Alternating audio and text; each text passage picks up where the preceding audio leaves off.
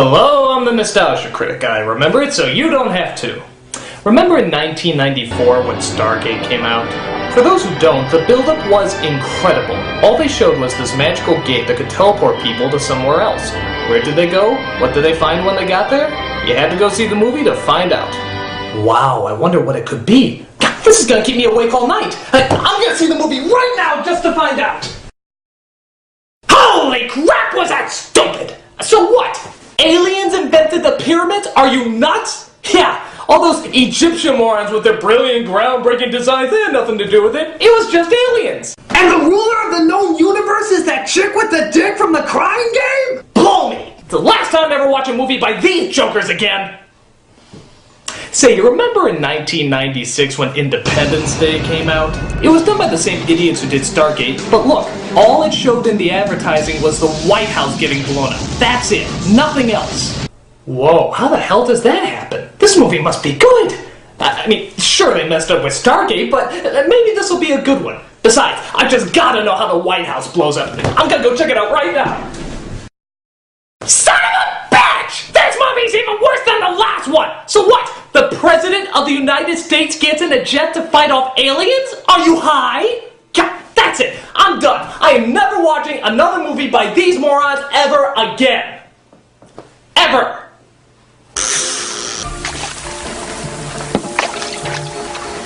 No, not interested. No. I got a fight! No, I don't care.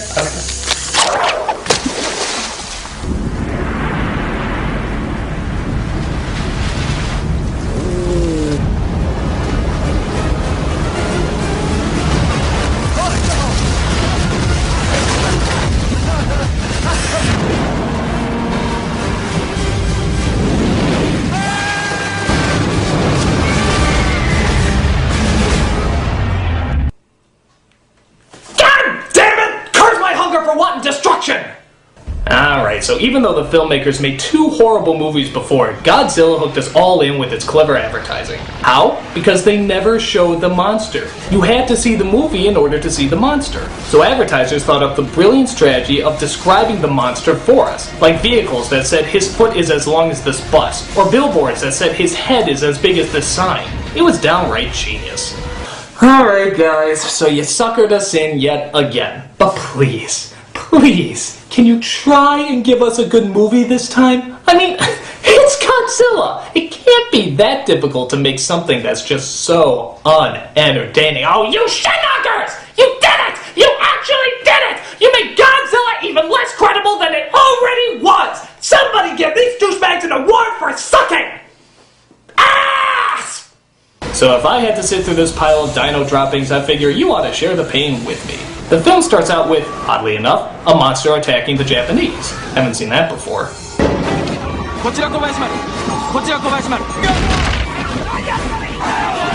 After that scene, we get our next horrible disaster, Matthew Broderick. He plays our main character called Nico Titopoulos. It's Titopoulos. Whatever. He plays as a nerdy white guy who wears glasses and is socially weird. Gee, that sounds like the nerdy white guy who wears glasses and is socially awkward from Stargate. Or the nerdy white guy who wears glasses and is socially awkward from Independence Day. But don't you worry, this character is far, far different. He is much more annoying than any of those other guys. So the job of Mr. Metropolis, Titopoulos, whatever, is to study earthworms and how they grow over a certain period of time. This leads to him getting the clever nickname of the Worm Guy. Matthew Broderick plays a wormy person? Finally, some ideal casting! So the military comes to take him to a piece of land in Panama, where they want him to analyze something a little bigger than an earthworm. Here's your sample. Study it. what sample? You're standing in it.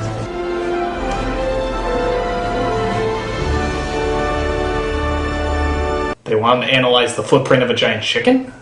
Though killer poultry is not on his list of studied specimens, good old testosterone, Cetopolis, whatever, agrees to study whatever made that hole in the ground. Meanwhile, in Tahiti, the French guy from The Professional interviews one of the survivors of the monstrous shipwreck.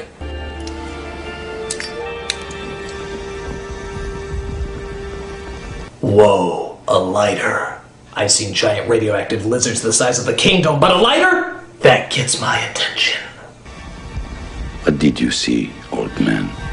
Okay, apparently fire translates English into Japanese, but I digress. What did you see, old man? Godzilla. Godzilla. Godzilla. This seems threatening at first, but take a look at what Godzilla actually translates out to. Godzilla. Godzilla. Next we cut to New York City, where a woman named Audrey wants to try and get a reporting job from an anchor she's working for, played by Harry Shearer. He's gonna consider me for the job? What else did he say? Why don't we talk about it over dinner tonight? Your place. Mr. Kamen, you're married. Yes, and you're very beautiful. Have I ever told you that before? Wow, subtle. Do you think he tries that on every woman he meets? Hi, I'm Charles. My hobbies are marriage, cheating, and having sexual intercourse with you. You want to have dinner? And then we cut to another location in Jamaica. Jesus, how many locations are there? It's like they're kicked out of every country that they try to film in. Where it turns out that Bowser is still on the loose. As it turns out, he attacked yet another ship. And much like this movie, it was dragged under. So what could this giant perversion of nature possibly be? This animal is much too big to be some kind of lost dinosaur. A hybrid caused by the fallout on these islands. Like your earthworms? Yes, yes. I believe that this is a mutated aberration. Just like my career. I'm acting! Next we cut to Audrey's friends, played by a very annoying Vicki Lewis and an even more annoying Hank Azaria. I'm telling you, he is dirt.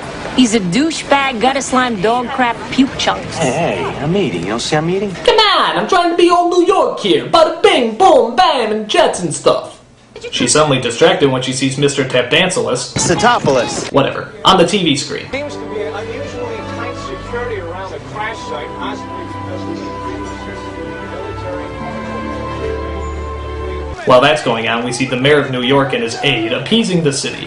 Tell me if these two look familiar at all. Oh, they're spoofing Siskel and Ebert, I see. Apparently Mayor Ebert is an anger-obsessed screamer who spends most of his time eating candy, while his aide Gene is a slimy little yes-man who blindly agrees with everything he says. Take that, Siskel and Ebert! How dare you have an opinion! But I don't get it. Why are they making fun of these two in the first place? They're like America's most loved critics. Oh, maybe it's because they never gave thumbs up to any of your movies. Well, maybe if you got your thumbs out of your asses and start producing good films, we'd agree with you. But dude, they don't even take advantage of this. Even Gene Siskel, the critic they were satirizing, asked the question, if you're going to go to the trouble of putting us in a monster movie, why don't you at least take advantage of having the monster either eat or squash us? Hey, that's a good point. Here's your shot to really get back at these critics who hated all your films, in a monster movie no less, and you don't even have the monster kill them or rip them to shreds? That's really bad when you're getting criticized by the critic you're criticizing because you didn't criticize them enough. Try saying that 3 times fast!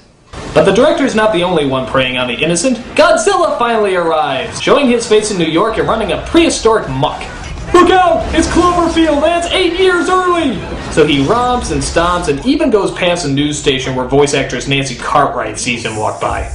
I think your story just walked by the window. Okay, wait a minute. Nancy Cartwright, Harry Shearer, Hank Azaria. Is this just a Simpsons reunion? What's next? The cast of Scooby-Doo is gonna show up? Like Zoink Scoob, look out! It's Godzilla! Holy shit! Like you said it, Scoob. So he roars and screams and tears up good chunks of the city, and then out of nowhere, he suddenly disappears. After its initial attack, he disappeared. He suddenly disappears? How can you lose track of a 20-story high dinosaur? It's perfect. An island, water on all sides, but like no other island in the world, this is a place where he can easily hide. A city of 8 million people is a good place to hide? This isn't like the Bourne Identity where he can just blend into his surroundings. My guess is that giant prehistoric lizard is probably gonna stand out. So they look over the damage that the amazing disappearing Godzilla left behind. In what city officials are describing as the worst act of destruction since the World Trade Center bombing. Yeah, the World Trade Center bombing. I'm sure that's the only huge disaster that New York will ever... Alright, I'm bailing out on this one. We see that Godzilla has left a long line of destruction, even caved his way through the MetLife building. Haha, that's funny. But wait, really look at this. How is it possible that that thing is still standing? New York architecture isn't just one of those big paper things that you rip through at the beginning of a football game. It's a little more complicated than that. So while the city is being evacuated, our heroes try to think of a way to lure the monster out so they can get a good shot at him. They then come up with a brilliant idea. Fish! Of course! Giant piles of fish. Because as we all know, lizards do not eat fish! They eat bugs! What are you, crazy? You'd be better off putting a giant ant farm in the middle of the city, you retards! So our brilliant and obviously un-lizard-prone hero looks over this amazing sight. That's a lot of fish. What? That's a lot of fish. That's a lot of fish. That's a lot of... I don't get it. That's a lot of fish. So? I mean, is that meant to be funny? I left a pause at the end for the audience to laugh. I mean, but what's the joke? I could have just as easily said, that's a hat. That's a wall. That's a lot of fish. I mean, how is that funny? You could have said a lot of things there, like, I got a fishy feeling about this, or, it's like shooting fish in a barrel out here. I mean, it wouldn't have been funny, but at least they would have been actual jokes. That's a lot of fish. You could spend years trying to figure out why the hell that's supposed to be funny and not get anywhere. That's a lot of fish. Look, you could literally just put in gibberish, and that at least would have been a little bit funnier. He looks over this amazing sight, turns to the other guy, and says, poppity pop pop pop. And that actually will have gotten a little bit of a laugh. Just nonsense off the top of my head is funnier than these guys trying to willingly produce written humor. Think! So, after Mr. Timmanopoulos, Sitopoulos, whatever, makes his brilliant remark, guess who comes to dinner?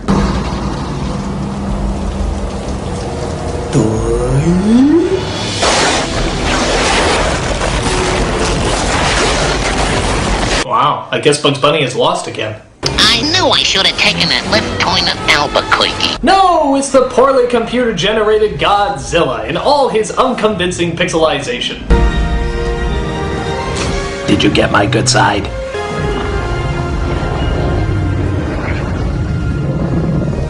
Please say he eats Broderick. No, not today. Apparently someone also forgot to tell Godzilla that lizards don't eat fish because he takes the bait literally hook, line, and sinker. But the military attack, which means, of course, more stomping and running around the city. Kill him, John Adams. Do our country proud. Woe to the Union. I was so pitifully embarrassed. Look, he's even breathing fire, just like a real lizard would do. Look at this scene. It's practically ripping off every single flying scene ever done in motion picture history. Echo 4R. Use the Force, Luke. Locked on, sir. Unit 1 to Unit 7, give me a situation report. It's colder than the buildings around them. The heat seekers can't launch. Stay on target. Than the buildings around. But it turns out the military really sucks at their job, because they actually turn out to destroy more of the city than the monster does. Seriously, I don't get how they can't shoot this thing. I mean, is he really that hard to miss? I especially love this scene where the monster actually manages to fake them out. Dude, this isn't a game of tag. Just use any of your basic 5 senses to find him. After he starts dry humping a building, Godzilla manages to, and I'm not kidding, disappear again. What is wrong with these idiots? Are they just looking at their shoelaces when he's around? I mean, wake up! We did nothing to him. Oh, that's not true. We fed him. Several good soldiers just lost their lives. Dick. So after that, we see Audrey! As she comes across Mr. Takanova and Humpashire, Ricky Dicky, Hamster Master, Polly Wally, Wanna Bing Bangy, Supercalifragilistic, Knick Knack, Patty Wacky, Give the Dog a Banana, Fana, Fo Fresca, Hickory Dickory, Hockety Pockety, Wackety Whack, Angelina, Francesca III. Sitopoulos. Whatever. As they decide to catch up on old times. You're still mad at me? Well, you left without a phone call, a letter, nothing. All this time, yeah, I guess I am still a little mad. That was 8 years ago. Some people change. Most people don't. I'm sorry, but, you are aware that there was just a giant radioactive monster roaming through the city, right? 8 years is a long time. Can I make you a cup of tea? Sure. That'd be nice. By the way, did you see all that fish? There was a lot of it. She stares over as apparently her ex-boyfriend keeps a lot of pictures of her lying around. Most women would find this creepy, but the script's out-of-touch reality suggests that she finds it charming. So charming that she steals a videotape of top-secret information from him so she can post it all over the news. Wow, what a whore. Meanwhile, as helicopters continue to search for plot, Broderick comes across a stunning realization. Godzilla is pregnant? But how can that be? Males can't lay eggs. Not if he reproduces asexually. Wow, how dramatically convenient. The blood that I collected revealed that the creature is either about to lay eggs or already has. Gentlemen, we could have sequels. Horrible, horrible sequels! These eggs are going to hatch very quickly. How could you possibly know that? The fish that we found on the subway. He's not collecting all his food just for himself. And I don't think I need to remind you, gentlemen, that was, in fact, a lot of fish. But the army doesn't listen to Broderick's pleas as they discover that he accidentally leaked information to the news and is booted off the assignment. Audrey tries to apologize for being a bitch. It was a terrible thing to do. I never should have done that. Good luck with your new career. Really think you have what it takes? I thought we had something. I thought we had fish! But Jean Reno pops up as it turns out that he's part of a secret French organization as they set out to stop Godzilla because they care about the Americans. Can you believe us to expect such a thing? I mean, not the giant radioactive lizard, the French trying to help Americans. Ridiculous. Because the fish plan worked so well the first time, the military plans to do it again! Only this time they're luring the monster out into Central Park. Because as we all know, no one can survive Central Park in the middle of the night. Godzilla comes out for the 11th rainy day in a row and again falls for the bait. Alright, I'm just going for the fish. We cool? We cool? Oh, you cock tease! With some more explosions and obnoxious kabooms, Godzilla runs through the city yet again. I'm starting to think you don't like me very much. Oh good! He jumped into the Hudson River. He'll be dead in a matter of seconds. But the Green October is standing by to zap this rapscallion back to Kingdom Come. Direct hit! I just wanted to be on Broadway. You'd think that'd be the end, but nope. Our heroes drive into the demolished subway to find the nest of eggs that Broderick was talking about. But wait, how are the French gonna pass by as Americans? Who you boys with? We're with the 3-2, sir. I didn't ask you, soldier. You got a problem talking? Well, no, sir, I'm fine. All right. Keep it moving. Well, thank you very much. Elvis Presley movies. He was the king. Could be worse. He could have done his Jerry Lewis impression.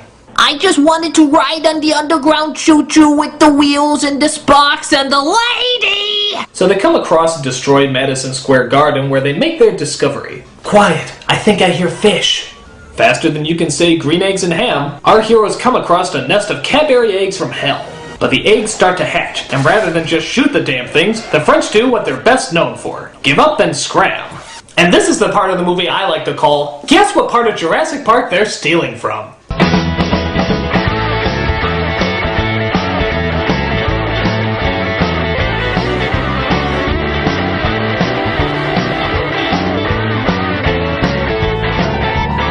It seems that behind every door there seems to be a blockade of monsters. Broderick should know he checks all of them.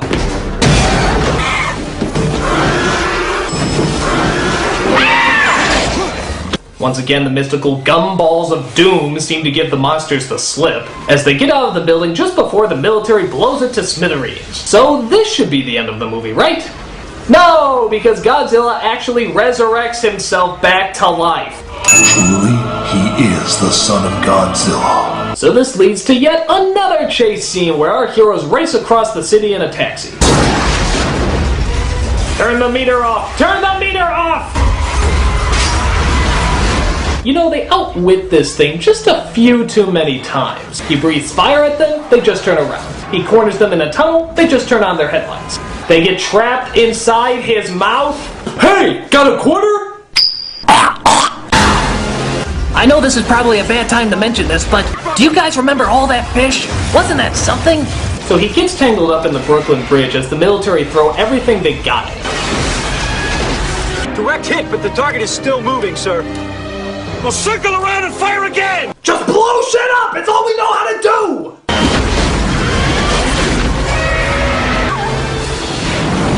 Geesh, what the hell else can they throw at the damn thing? Use the anvil! Use the ocean liner! That's it! Bring in the sink, boys! After the creature finally goes down, we get that lame scene where I guess you're supposed to actually feel sorry for it. I've had more emotions for my toilet brush.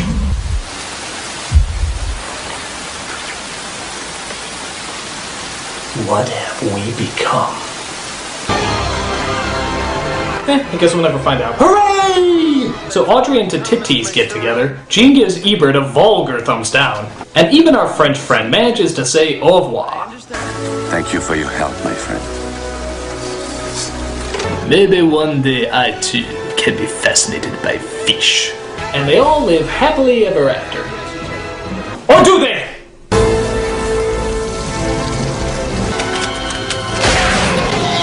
I don't think so. In my world, this movie is over.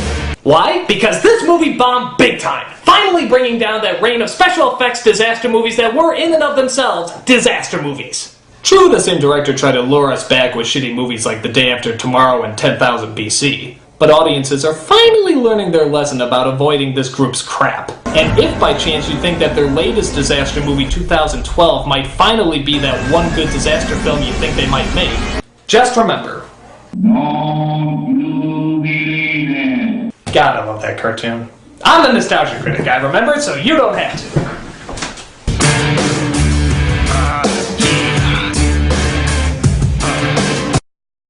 That's a lot of fish.